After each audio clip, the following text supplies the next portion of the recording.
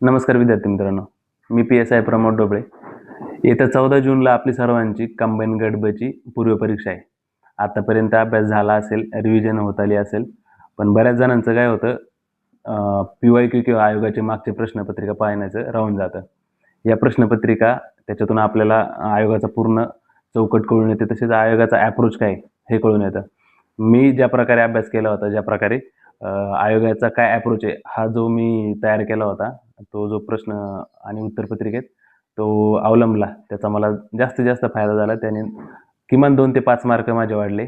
तोच मी तुमच्यासोबत शेअर करणार आहे. तुम्हाला पण याचा नक्कीच फायदा होईल. बऱ्याच जणांचे 1 ते 2 मार्कांनी कट ऑफपासून राहतात. तर याचा तुम्हाला कट ऑफपेक्षा 2 ते 5 मार्क नक्कीच वाढतील आणि तुम्ही क्वालिफाय होण्यास मदत होईल. यातील मी काही प्रश्न घेतलेले आहेत. 2020 पासून ते 25 पर्यंतची आपण एक सीरीज बनवलेली आहे.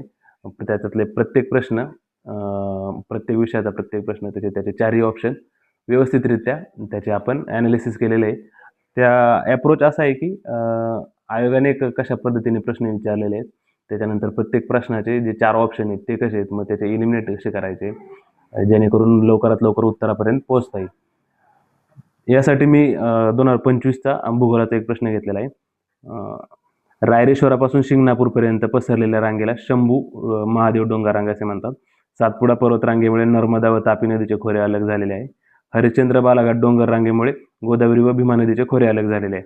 तसेच गोदावरी व तापी नदीच्या खोऱ्यांना वेगळी करणारी सातमाळा अजिंठा डोंगररांग आहे. यापैकी बरोबर विधाने विचारलेली आयोगाने. तर आता बऱ्यापैकी आपण प्रश्न हा वाचलेला असतो, बऱ्यापैकी पाठांतर केलेलं असतं आणि बऱ्यापैकी याचं उत्तर माहितीच असतं.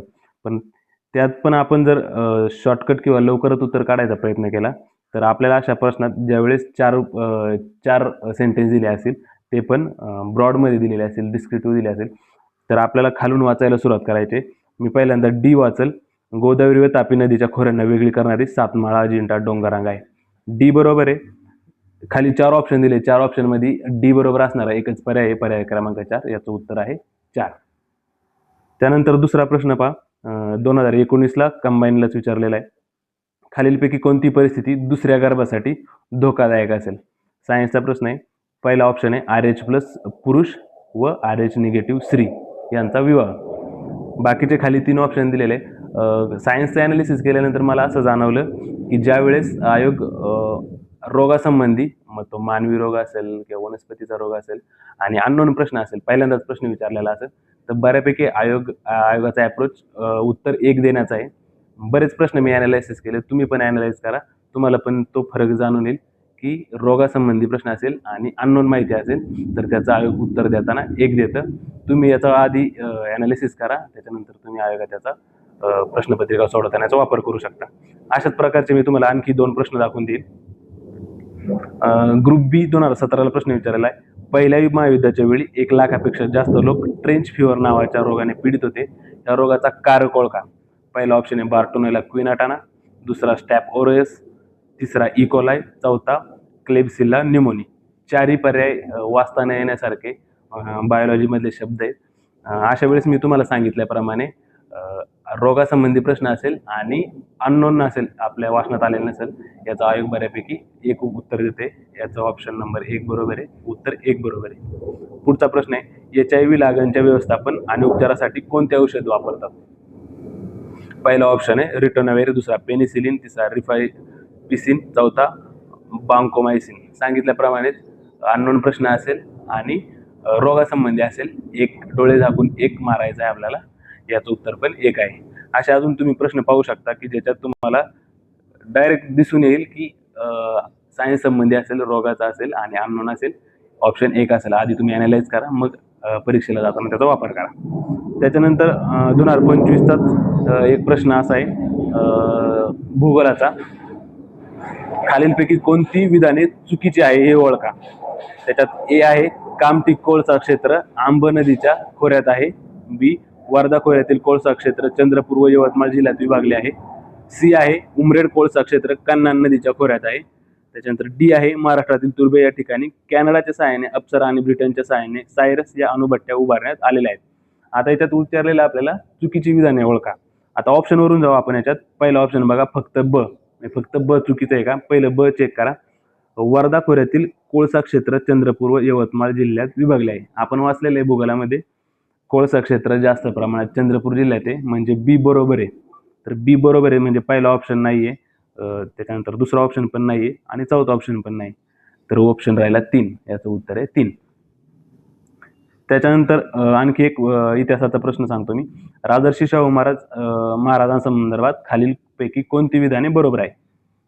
याच्यात 4 पर्याय दिलेले आहेत आपल्याला. सक्तीचा व मोफत शिक्षणाचा कायदा केला, विविध कला व कलाकारांना आश्रय दिला, विधवा पुनर्विवाह कायदा पारित केला, कोल्हापुरात व्यापारासाठी शाहूपुरी या व्यापारपेठेची स्थापना केली. मी सांगितलं तुम्हाला 4 सेंटेन्स दिले असतील, 4ही पण डिटेलमध्ये दिलेले असेल. तर आपल्याला खालून वाचायला सुरुवात करायची. डी पासून वाचायला सुरुवात करतो मी. कोल्हापुरात व्यापारासाठी शाहूपुरी या व्यापारपेठेची स्थापना केली. एकदम बरोबर आहे. डी बरोबर आहे. डी बरोबर असणारे 3 पर्याय आहेत आपल्याकडं. ABCD, त्याच्यानंतर पहिला ABD आणि दुसरा BCD. ठीक आहे. त्याच्यानंतर मग यामध्ये बी बरोबर असणारे 3 याच्यात बी बरोबर आहे, म्हणजे बीला बरोबर घेऊन चालायचे आपल्याला. त्याच्यानंतर पहिला ऑप्शन पहा, सक्तीचा व मोफत शिक्षणाचा कायदा केला. अगदी बरोबर आहे. राजर्षी छत्रपती शाहू महाराजांनी सक्तीचा व मोफत शिक्षणाचा कायदा केला. तसेच विधवा पुनर्विवाह कायदा पारित केला. याचं उत्तर बरोबर आहे चौथं, ABCD, ऑप्शन क्रमांक 4. त्याच्यानंतर इकॉनॉमिक्सचा एक प्रश्न आहे 2025चा. पाणलोट क्षेत्र विकास कार्यक्रमाचे खालीलपैकी कोणते उद्देश आहेत? पहिला ए आहे भूमी उपयोजन आणि उत्पादनात पर्याप्त वाढ करणे, बी वाहत्या पाण्याला नियंत्रित करून भूमीचे क्षरण थांबवणे, सी गुंतवणूक कमी उत्पादन खर्चात वाढ करणे. आता याच्यात जाणवतं आपल्याला की एक निगेटिव्ह सेंटेन्स दिलेले आहे सी मध्ये, गुंतवणूक कमी करणे, उत्पादन खर्चात वाढ करणे. प्रश्न वाचल्यावरच कळतं पाणलोट क्षेत्र विकास कार्यक्रम आहे. विकास करायचे तर आपण निगेटिव्ह बाब कोणती येणार नाही त्याच्यात, पॉझिटिव्हचे. गुंतवणूक वाढ व्हायला पाहिजे होती, इथं त्यांनी ऑप्शन सी मध्ये गुंतवणूक कमी उत्पादन खर्चात वाढ करणे दिलेले आहे. सी ऑप्शन चुकीचा आहे. याचं उत्तर आहे AB, ऑप्शन क्रमांक 2.